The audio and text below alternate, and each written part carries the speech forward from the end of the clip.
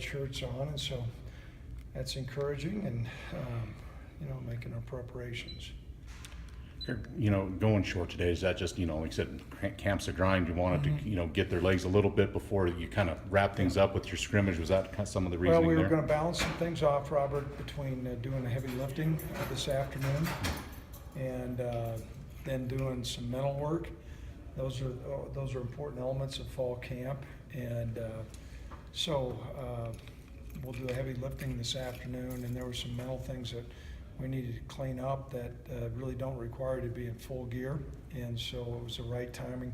We had planned that about, I set all these schedules first part of July, so you kind of through the years kind of know, okay, this is about the point where, we're going to need to start getting some guys back. I know Elijah Halliburton's had a couple interceptions. Have you liked what you've seen from him so far this Yeah, year? he's been good. He's been an athletic guy. We knew, out of high school, we've got a lot of guys from his foot team out of high school. And, he was an active guy in high school, was athletic. He's still learning and finding the ways to play back there in the secondary, but we're pleased with what he's doing, and I think there's probably a pretty good likelihood that he will not redshirt. We'll take a hard look. We haven't made any final determinations on him, but he's certainly showing some promise. I know you said yesterday you're going to work some on the kicking game, and I know you did a little bit. Yeah.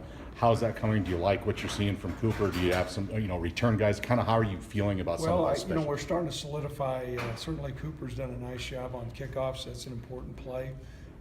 We've tried to put him under some pressure for game-like field goals, and that's always a difficult thing to replicate, what it's like to actually be out there when you have to kick a game-winning field goal. But thus far, he's really answered the bell and done some good things. He's a competitive guy. I think our punting games come along and our coverage teams. That's an area where we certainly have to improve. And as you mature as a program and there's more depth, particularly depth on linebackers, secondary guys, maybe some running backs, those are the guys that a lot of times are your excellent special team guys. And so, some guys like Nico Evans is not a starter as a running back, but if you look between the NFL and great college football teams, those are the guys that end up being really good special teams players. Looked like Tanner and Jake and Robert Priester roll out of red today. How nice is it to have them back? Oh, it's great. It's amazing as you always get closer to the game, guys start getting healed up. Part of it is, I'm sure, with their physical bodies, but I got to believe too, mentally, they know the game's right around the corner, will be opening up, and certainly they want to get out there. Your last two-a-day tomorrow. Yeah. A lot of what we've seen you've done in the other 2 days go kind of maybe a little lighter the first one and more heavy. Or how do you approaching it, I guess? I'll cut you off, but I'll answer that. We're going to probably flip that. Today was a lighter day, so tomorrow morning will be a heavier practice. In the afternoon will be some other things that we need to brush up on. There's certain situations that sometimes they come up during the course of the year.